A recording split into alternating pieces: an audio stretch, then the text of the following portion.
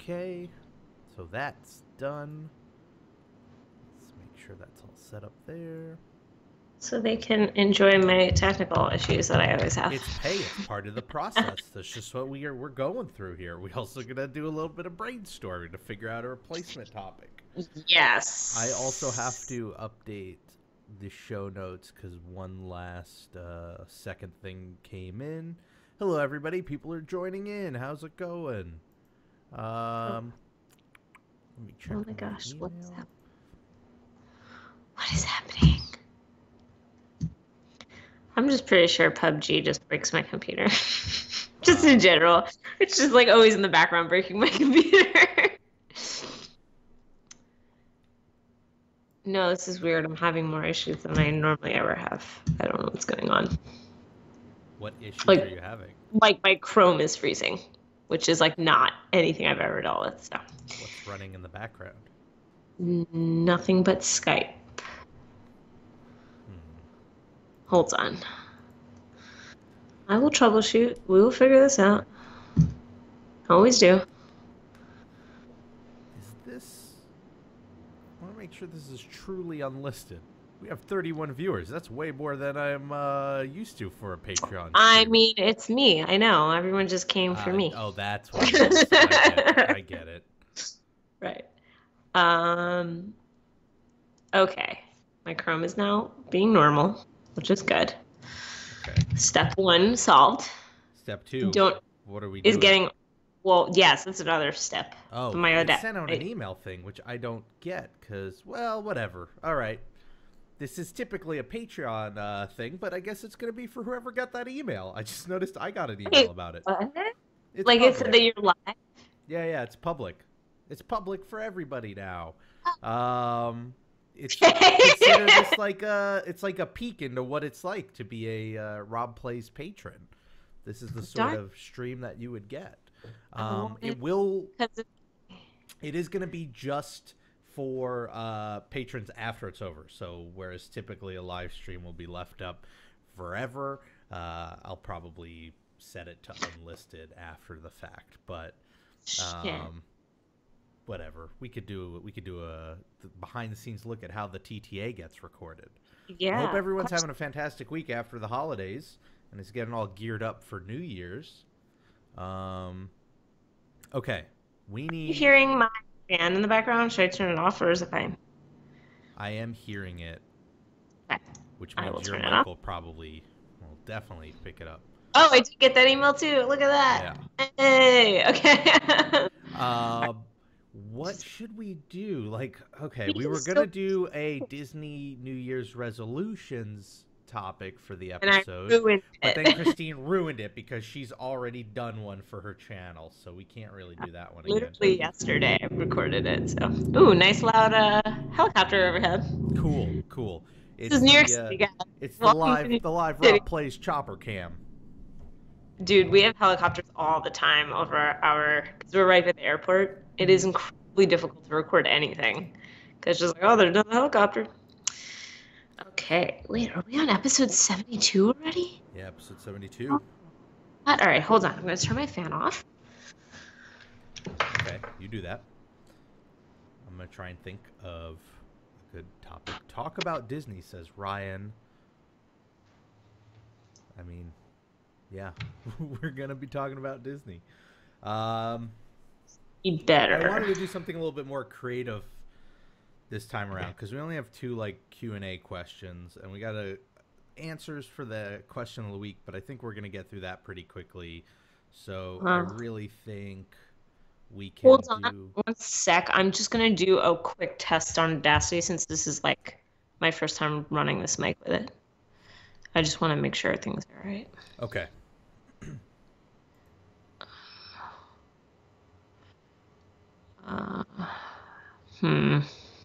What? I'm playing around with the recording volume at the moment. Okay, testing the Yeti mic. Oh, this is so different than it picks up so much better. I feel like the snowball peaks a lot. Yeah, you're also gonna have to like keep in mind the Yeti picks up more detail. So little noises in the room, it'll pick up a lot faster. It'll pick up in a lot more clarity. Good and bad thing. Yeah, exactly. You just need to be more careful. Like things like the fan in the background, like whenever you record, you'd want to turn that off because it'll pick that sort of thing up. We've done. I want to do something similar to the Disney homeless thing that we did like months and months ago. Mm-hmm. Okay, I've got one in mind. I'm just gonna throw it your way when we get started. Did we ever do like a Disney zombie apocalypse thing? We talked about like forming a team about fighting against zombies. Remember? Right. We did do but, that. Like never like if. That was it. It was just like use characters, zombie apocalypse. Okay, actually, I have another topic idea then. Okay. Okay, I'm ready, and the recording sounds fine. And also, just to let you guys in the chat know, like we could do a little bit of like Q&A and stuff after the fact, but while recording, I'm probably going to be ignoring the chat just because this is for the podcast, so there's no like acknowledgement that this is being live streamed. So I'm not being like a rude jerk. I'm just we're just doing the podcast. Jerk. Yeah. All right. So I am recording. Levels look a little low. Hold on. Oh yeah. Fix your levels. Way down. Hold on. Hello. Levels. Okay, that's better. All right. Time dot is up. Yep. All right. 241.50.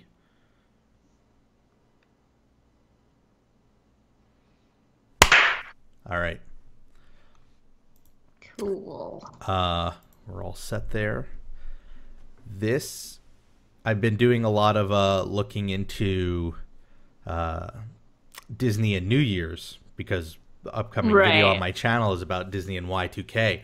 So I've been watching the vlogs from when I was there in 1999 for 2000. And,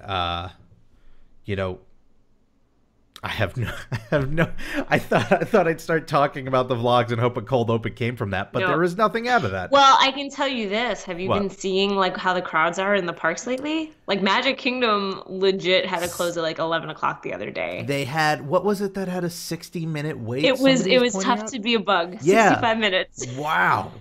Yeah. In what world do you think that is worth an hour wait? Besides not even 1998 when it first opened and it was a brand new attraction? When it first opened, I mean, granted I didn't go until a couple years later, but even then it was only like a 30-minute wait because it's a big theater, like you can fit a lot of people. So that's crazy. Stitch had a long wait, like everything that doesn't normally have. Because nobody else knows what to do. When Space Mountain has like a 3-hour wait, you're like, whoop, guess I'm going on Stitch. That's when you go on the like really new and exciting Disney attraction called Sit Down and People Watch and eat a lot of food. Yeah, I did it once, never again. Hello, everybody, and welcome to the Tomorrowland Transit Authorities, the Disney podcast where we talk about New Year's Eve. That's right, 365 all year round. We talk about New Year's Eve, even though it's only one night of the year. Wouldn't that be the craziest podcast ever? What would you even talk about? I don't know. Imagine they did a countdown every single time, like at the end. That's how they signed off. Oh, that would actually, it's almost worth making the show just because we have that sign off now. Get the little horn blower things. I did see on Netflix, and this is a bit of a tangent, there was a series about people who are obsessed with Christmas. And there was one guy in the UK who celebrated Christmas every single day. His apartment or his house was always decorated. Ugh. He made a like Christmas turkey dinner every single day. Ugh. And he watched like the Queen's like Christmas address on television over and over every day, and would unwrap presents, would just be like random items from the house every day. Okay. Every single day. First of all, I'm not really a big Christmas person, so that already makes me cringe. But like, who's wrapping themselves like their toaster? Yeah, it was like a wooden bowl that he had in his kitchen. It was very, very really interesting. Bizarre. I mean, I guess he's not hurting anybody, but as somebody who like the day after Christmas tossed my tree out there, I can't imagine doing it every single day. But hopefully everybody listening who is celebrating had a really happy holidays, and everybody who didn't just had a great week. We got New Year's coming up. We were going to do a topic all about our New Year's, our Disney resolutions, but Christine jumped on that topic. She's planning ahead. So if you want to see Christine's Disney resolutions for the new year, you can check them out on her channel, and we'll have a plug for that at the end of the show. So I needed to come up with a really last-minute topic to talk about on the show today. Now, here's the thing. We saw yesterday in the news, at the time of recording, it was yesterday, power went out in Disneyland for like an hour. Yeah, and it's awesome. Very interesting, for sure. Let's imagine, and I've been doing a video on Y2K, so I've had Y2K on my mind. Right. Let's imagine you're at Disney World, and all of society collapses in some weird Y2K apocalyptic scenario. Where are you going to establish your post-apocalyptic Disney society? How are you going to run it? And what are you going to call yourselves? Now, I understand I gave you literally no time to prepare for this. Yes, I have no idea what I'm doing. And I don't like to do things like think ahead, so even I don't have an answer. So we're going to have to do this as we go along. So does my society have to be in the parks? It's in the parks. Disney World? Okay. Let's limit it to Disney World property. Okay. Let's keep it relatively non-violent. This is a Disney podcast. Oh man, I was just going straight Fallout 4 over here. No Mad Max worlds here, you know. But let's try and you got to give yourself a name. You need how are you going to govern yourselves? What's your territory? Oh where do you want to go? This is way too involved for me to come up with on the fly. I mean, my territory is going to be the Utilidors. It's going to be Utilidors. So you're going to be an underground, mole people society. We're going to be, wait, what was the Fallout 3 gang? The tunnel snakes? Rats? The tunnel rats? Or was it tunnel snakes? I don't know. Yeah, they're tunnel snakes. It was a long time ago. We're going to be like the tunnel snakes, but we're going to call ourselves the Utilidor mice. But we're going to have leather jackets. Just like this, guys. So it's going to be 50s. You know, everyone needs to have a 50s style of hair, and all the girls need to wear pinup dresses. This is mandated. You're just going to raid the costume department down there, basically. That's mandated 50s attire. Okay. Have to talk like a greaser. I mean, everything. You just need to. Now you're just in the 50s. All right. So you're going for a weird 6-string samurai bizarre post-apocalyptic society. Okay, that's really interesting. So is the idea how are you guys going to get food and I don't know, vitamin D, because you're going to be living underground? Well, here's my thinking. I don't know what the why we're having why there was an apocalypse. My assumption is bomb dropped kind of thing. Okay. So I'm thinking Y2K, everything just collapsed. Let's not go with the really depressing nuclear apocalypse. So are there people? But then there's people. Most of the guests left, except for the real hardcore fans who just wanted to live their new life. But is the world dangerous? That's what I'm asking. Maybe a little more so. Yeah, sure. Okay. You do need to consider that sort of thing. And also keep in mind, there are going to be all these other Disney societies forming up around you. And so it's inevitable that there's going to be you're going to have to work for your resources. Sure. But that's why I feel like Utilidors get you around all of Magic Kingdom. It's a really easy way to kind of sneak into areas and sneak out. So maybe we got to steal some food from whoever's holed up in Frontierland. Sorry, whatever that group is. But that's kind of how we got to make do. We're mice. This is how we roll. So we take the scraps from people and then we disappear before they can even find us. Is that going to be on the back of your jackets? We're mice. This is how we roll. Yes. They might hear us. When you hear mice in the walls, they might be oh, that's weird. Did you just hear something? But they'll never see us. And then we'll just, underneath Utilidors, you've got costuming, you've got break rooms, there's a bunch of stuff down there. So there's definitely enough space to that is a big space to spread out. It is. So we could have a pretty big society of But keep in mind, more space that's harder to defend. Somebody yes could and be no. over There's in only another so many tunnel. entrances, right? Like, so Just mandatory guard duty. yeah, yeah. I think that's part of the price you got to pay if you want to be part of the mice. Okay. The tunnel mice or the utility mice. That's fair. Um, I'm thinking, so here was my thought originally. Epcot, back in World Showcase, because you've got that large body of water in between, in the middle of World Showcase, so nobody's going to be like slipping through there. And then you just need to guard the two pathways.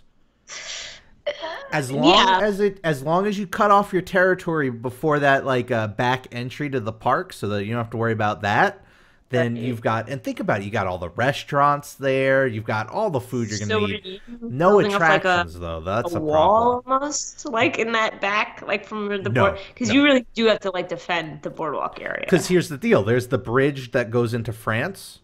Right? Just get rid of that bridge. Boom. You blown it up. Yeah, You're just yeah. gonna take the fireworks from Illuminations and blow it up. And then on the other side, there's a bridge that leads into what's the country? It's where all the Illuminations barges that bridge raises so that the barges can go by. Remember, we got stuck Right. there once. But how do you raise Keep the it. bridge? I'm sure there's a control panel somewhere there. But we have no electricity. Yeah, that's a really good point. That's a really great point. I'm sure we Because do. my thinking was, because at first I was like, oh, that's cool. Rob will be in Epcot and I'll be in Magic Kingdom, and we can like make trade deals through the monorail. But then I realized we can't use the monorail. But you can use the monorail if you replace the actual monorail train with like those the railroad like pump carts where you've got the Yes. seesaw on Yeah, top and you just go along the track up there. So we build that sort of system. cool. I don't know what I would. I guess my home base would be in Germany because of the indoors outdoor situation. Right. So Also very big in there, so yeah, a there's- lot of space. yeah. It feels like homey. Feels homey if you like to be outdoors. If you like to be in a fake outdoor Germany, it's just like being there. Yeah. I don't know if I have a name for them though. I don't want to just steal one like the tunnel rats. That's Hey, utilidor mice, and they were also tunnel snakes. So come on. As I was talking about it, I was already just losing interest in the World Showcase thing. I wanted something cooler. You can just call us the ums for short. The ums? Ums. The unseen. And we're The just so dark well ums. guarded, you'd never see us. I can't imagine anything in Animal Kingdom. I would have no interest in that. So big. I mean, that's so. Yeah. And then there are the animals. What if a tiger gets out? Do you want to really deal with a tiger? Ooh, but on the other side, what if you like train the tigers and now you Use the tiger to your benefit. Exactly. Are you going to go ahead and try and tame a wild tiger? Is that what you're going to do with your free time, Christine? I mean, maybe. Maybe. Because what if the world's pretty much ended already? I want to go out on an epic note. So And you think let it be getting trying mauled to by a tiger while trying to tame it is an epic way to go. Maybe the magic, would be cool? The Haunted Mansion. You just take the Haunted Mansion. Maybe that's the way. Like, I'm thinking grand, like taking a whole half of a park, but maybe the solution here is just take one attraction. Spaceship Earth. Boom. There's like one entry, one exit. do Haunted Mansion. I feel like that's more homey. It's more like I could live there. But you can get on the top of Spaceship Earth and you can see the whole property. I'd be able to survey the entire domain. Okay. And then I would be not too far from the monorail. I guess I wouldn't be directly on the monorail unless I created some sort of zip line from the top of Spaceship Earth to the monorail track. And then I would just, do the little railroad cart all the way over to the Magic Kingdom. Everything would be great. We'd do trades. Yeah. It'd be hard to do trades with you because you're underground. I don't know how I would even do that. We'll have our connections. We'll make it work. Okay. All right. I think we've got a couple of bases there. And then you know what? I would name my Society of the Spaceship Earth the Phoenicians. Nice. And then when I trade with people, they'd thank me. Thank you. Yeah, thank the Phoenicians. Oh, that's great. And different people would live in the different scenes. We'd have different neighborhoods. So you'd have the prehistoric times, and you'd have the Renaissance, and you'd have the future. And then we would all worship Dame Judi Dench. whose voice we would never hear again because we'd have no electricity. Which would So also, you would now just that I tell think the about it, tale of Judi Dench, pass them down generation to generation. Or Judi Dench was telling us the tale of history, so we could only assume Judi Dench was the one who created everything. Whoa. It would be a scary attraction with no electricity. Now that I think about it, it'd be really dark. It really would be. We'd have to create a lot of very controlled small fires for light and warmth, but it would work. I actually burn Rome. Yeah, you'd have to be careful. I think that's going to be our question of the week. What would you name your post-apocalyptic Disney society? We can do Disney World or Disneyland. And where in the parks would it be located? You can let us know. You can send them to us via email at questions@ttapodcast.com, or you can send them to us on Twitter. We're at the TTA Podcast. Christine, we also get some questions that way. So how about we do some little Q&A? Yeah. So History Nerd 86 asks, did you get any awesome Disney-related Christmas gifts? I got both the Haunted Mansion and Pirates of the Caribbean ride soundtracks on picture disc vinyl. So cool. That is really cool. That is neat. Did you? Go first. I don't think so this year. Oh. But also, I went to, like, Peter's family, and, like, they don't really care about Disney. So I don't think they got me anything Disney-related. I think I'm falling into that trap where everybody knows me as the Disney guy. So it's like it's becoming increasingly more and more what I get. So I got like a Donald Duck t-shirt.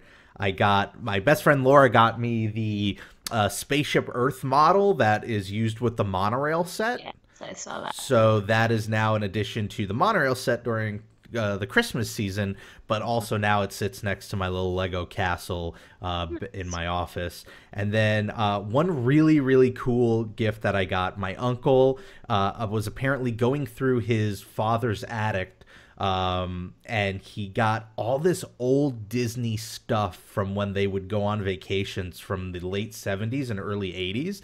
Nice. And he packed it all into a box and gave it to me. And it includes pamphlets and brochures from like the early 80s. It includes a half-used ticket book from back when they did ticket books, which is really cool. Didn't realize how small those ticket books were. They are really, really tiny. And just photos and stuff like that. Yeah, so I still need to sit down and like go through it all, but it's really interesting. It shows a lot of things. It has a map of Epcot before the Living Seas was even built. So, that sort of stuff was really cool and made for a really great gift. Oh, I'm jealous. Timothy LeBeau asks, do you think we will ever get a Muppet adaptation of Star Wars? And if so, which Muppet would you cast in each particular role in the original trilogy? I mean, no to the first question. But it's a cool thought. Yeah, who would you cast? Let's throw together a quick cast here. Would it be cliche to say Kermit as Luke? No, but I would say Gonzo as Han Solo. Yes. Wow, we're on the same page. Are we thinking for Chewbacca, Fozzie Bear? Sure. Yeah. Easy. Boom. Miss Piggy for Leia, I think makes sense. Mm-hmm. Obi-Wan. This one is tough for me. I don't know. Oh, that could be who's the not Beaker but the other scientist? Honeydew? It works with, yeah. No, so here's the thing. I was going to say Honeydew and Beaker would make a good R2 and 3PO. Especially, like, they've got the general shape, right? Like, Beaker's taller and thinner and Honeydew's smaller and sound. And you'd have this interesting play where all of a sudden the one playing R2 would be talking and the one playing 3PO would just be making noises. So it'd sort of flip things around. Interesting. So, like, I don't know, like, who's wise in the Muppet universe? What if it was just like Statler or Waldorf? One of the two. And they're just super cranky. I would hope one of them be Yoda. Or maybe it could be Yoda and Obi-Wan. Okay, yeah, you split them up. So, okay. Yeah, I like that. And then who's Darth Vader? Oh, that's the big one, huh? Rizzo? That would be great. Yes, Rizzo. Rizzo as Vader. And now I'm sort of running out of Muppets who I think. I mean, I just thought of Sam Eagle, but I wouldn't know who he'd be. I just like him. Grand Moff Tarkin? Sure. Yes, he's got to get that face. Yeah, okay. All right, I think this is a good cast. I don't think Nailed this it. will ever happen, but it would be Yeah. really fun. Maybe as like maybe if they did like a Muppet show at the parks, like the way they have the Muppet They Science swear. Mobile in Epcot. Yes, yes. Do something like that with Star Wars when Star Wars Land later, when it loses a little bit of its appeal and they need to do something to freshen it up. Right, like 15 years. Yeah, 20 years from now.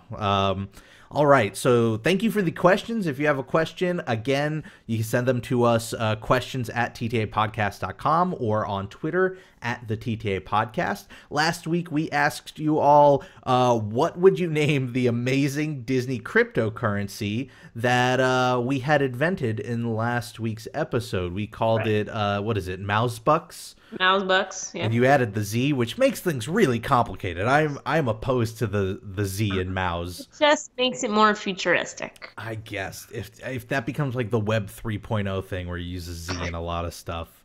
We got a lot of great answers. First off, and I need to pull this up, but somebody had pointed out that Disney actually did develop a cryptocurrency.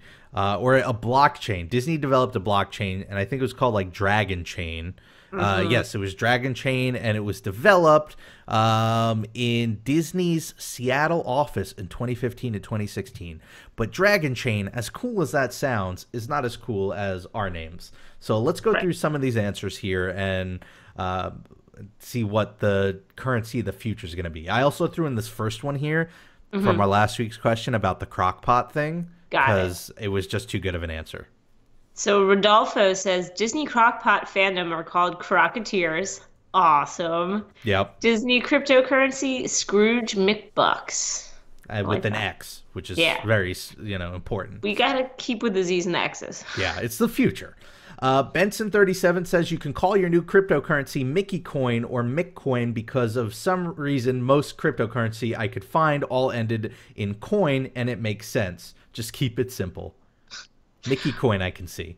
Yeah, McCoin sounds like McDonald's coin. I don't know. Benson's right. A lot of them are coin, so I feel like we need to set ourselves apart, and that's where the bucks is really important. Because we like bucks more than stupid coins. Yeah, bucks is more than coins, unless you have, dollar coins, which I know a lot of countries do. I guess technically including us. Do we still make the Sacagawea a coin? Do they make them? I don't know. I know they'll take circulation. Them, sure. Yes. I got so lost with that. Okay, Wesley Walker says, I don't know anything about cryptocurrency, but I thought it would be appropriate for Disney to theme theirs around Scrooge McDuck. There you go. I think that was a natural direction to take it in. Austin Rose says, I would call it Porg Pay, capitalizing on Star Wars. Mm-hmm. That sort of seems like a Venmo type thing. That's what I was thinking. Venmo Square. Yeah. You if you don't have any, Diz Bucks or Mouse Bucks, you just do it through Porg Pay. Noel Durr says, I would name your new cryptocurrency Money, Money, Money based off of Mr. Potato Head saying that in Toy Story. It will have Mr. Potato Head's face from Toy Story Mania because buying this is a game. Wow. I mean, I feel like Money, Money, Money from a branding perspective might lose a little bit of the Disney brand because it's got a bit of a background. It's very on the nose. But I do like the idea of arbitrarily making him the face of the coin. Without explanation. It's just Disney bucks or Mouse bucks with Mr. Potato Head coins.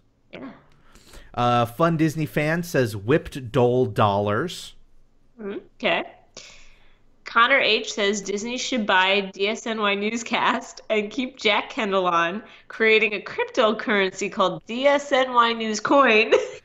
And the logo is just Jack's face with a gigantic smile and a thumbs up. I am sure Jack would love to hear that and have that be a thing that's real. Similarly, I like the idea of keeping the name Mouse Bucks, but then just putting Jack's face on the coin without explanation. Just no background or context, just he's the face of the coin. Alex T says, with how often you guys are projecting this Disney cryptocurrency would fluctuate, I think the best name for it would be Goof Bucks, because the best way to describe buying it would be you done goofed. Very possible, unless you become a Mickey millionaire and then you just buy a Golden Oaks home with your Jack Kendall DSNY news coins via Porg Pay. And on the other side, Mr. Potato Head. This sounds like a nightmarish future with so much random stuff. BK421 says Dopey Ducats? Is that how you say that? Do you pronounce it Ducats or Ducats? I thought it was Ducats. Oh, Yeah. I don't know. I'm it's not hard sure. when I'm looking at it on a screen. Okay, Dopey Ducats as a new Disney cryptocurrency. The Ducats allow you to bypass regular and fast pass lines for the entire day. Oh, God, man. that's expensive. Those would be super expensive unless you buy it when the coin's really low in the day, and then you've gotten really lucky. Just as a short tangent, I was actually talking about cryptocurrency with my landlord yesterday, who's not like super tech focused, and he mentioned at one point Dogecoin, like the Doge, the dog. Right, yes. And it was just this short moment of like, what future am I living in? Where that is that a real thing? Yeah, it's a real thing. It's been a real thing for a while, and the fact that it's become ubiquitous enough that like my landlord's talking about it is just, it really threw me into a bizarre state where it's just like, what world do we live in, and what madness has come to pass? But I think these are all great answers, and I think what we need to do next is figure out who we can assign as the treasurer of Disney's cryptocurrency, and that I'm going to have to just start digging into and figuring out. Otherwise, I'll take the role, and I've just got to learn about economies. Yeah, I don't know. And blockchain and cryptocurrencies and pretty much everything. Yeah. I think they just count all the money all the time. Oh, okay. And just confirm the number. Yeah, just confirm the number, and then they decide when they want more or less. I'm pretty sure that's how it works. Right, okay. Anyway, that's going to do it for us this week. Christine, what do you got going on the channel? I always have to think ahead because of like when we're actually recording this. But today's video is going to be about how to the best of your ability, keep yourself from getting sick at Disney World or after Disney World, as it were. Plastic bubble, done. That's so easy. I just saved you a whole video. Could you imagine everybody just running around and like, the ones that hamster like balls? Yeah, like the Bubble ones that Boy, you can, like, the movie. Into? Yeah. That'd be fun, but I don't know how you'd fit on rides. Somebody bounces into like Seven Seas Lagoon. Good luck. You're just floating out there now. Yeah, so you can find that on my channel, Ivy Winter. Great. Tomorrow's video in honor of New Year's is going to be all about Disney and Y2K and how they prepared for it in some surprising ways. And then I have to start working on what I'm going to be doing next week because I don't fully know yet. And you can find that at Rob Plays That Game on YouTube. Before we sign off, I just want to say, have a happy, safe New Year, whatever you're doing, however you're celebrating. I hope you enjoy it. 2018 is just right around the corner. I don't know about you, Christine. I'm excited for all things Disney in 2018. Yeah. Whether it's stuff being added to the parks or films or just our own personal projects. I think it's going to be a good year. Me too. Yeah. So I don't think I have like a crazy sign off for this week. Unless you want to do a Muppet imitation. I don't think I could do any of them. Okay. Not even a Kermit? You can't even do a Kermit? Kermit the Frog? That's an awful Kermit. I guess, you know what? I wouldn't believe. Yeah. Never mind. Have a great, big, beautiful tomorrow. Perfect. Jack is in the chat, by the way. Jack, I hope you were here. Really? I hope you were here to hear all of this stuff about the DSNY news coin. Because we got to get that going. So just to recap a couple of things for people who joined while we were recording. One, this was originally going to be a Patreon live stream, but I accidentally set it live, and you know what? Why not? You done goofed. Like I done goofed coin, but I didn't want to like lock it out to you guys, so I just left it as public. This is sort of on the Patreon campaign.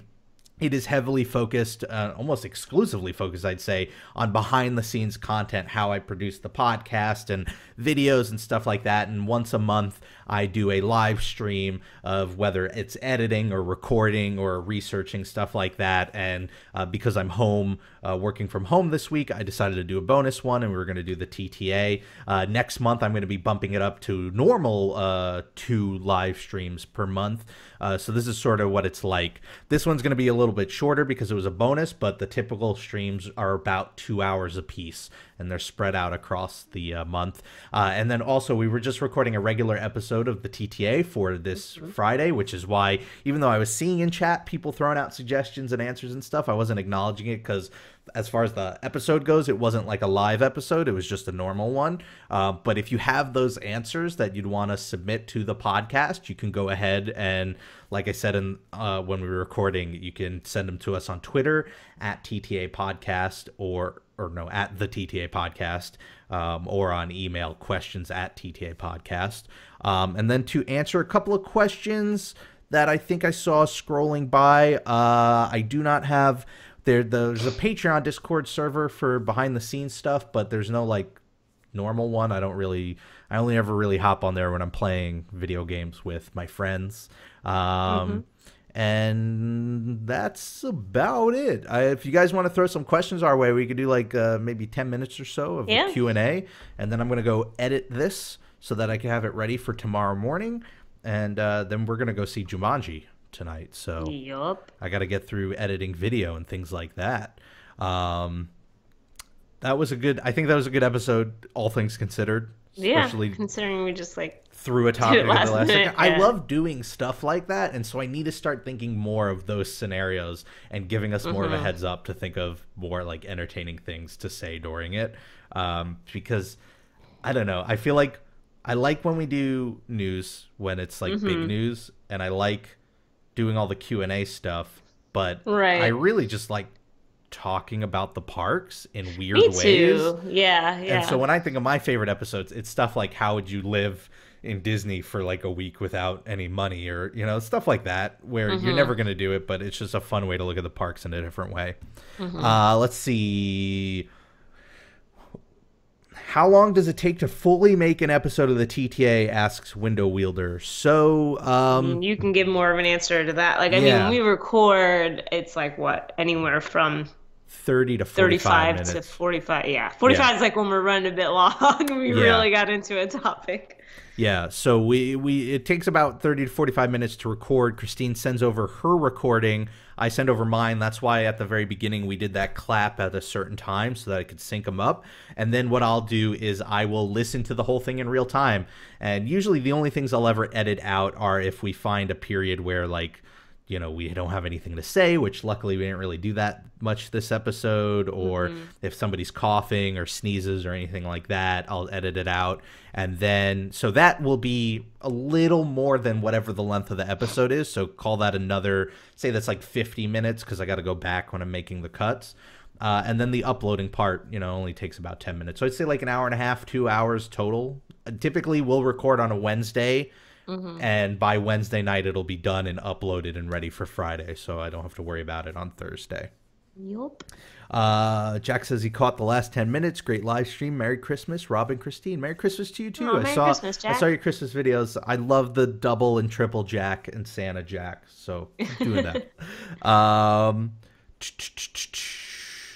Going to Walt Disney World for first time next year. Any tips or secrets?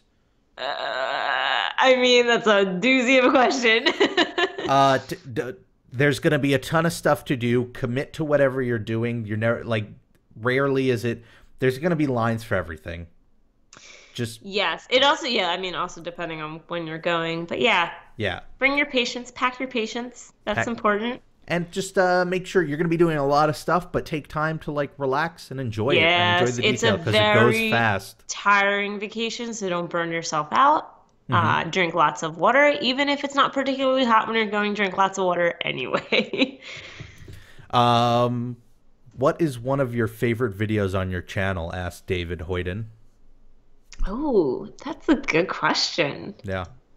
I'm like literally going to my channel right now because I'm like, I don't know. I did like a 10-minute op-ed on whether or not Epcot would actually have worked if the City of the Future was made, and that was one that I was like really happy with, just because I've done op-eds in the past through the form of like Q&A and stuff, and usually it's just me talking into the camera, but like I really put into getting the footage and really structuring it like an essay, and so I'm really happy with that one. But otherwise, I'm just always really proud of the vlogs and montages and stuff.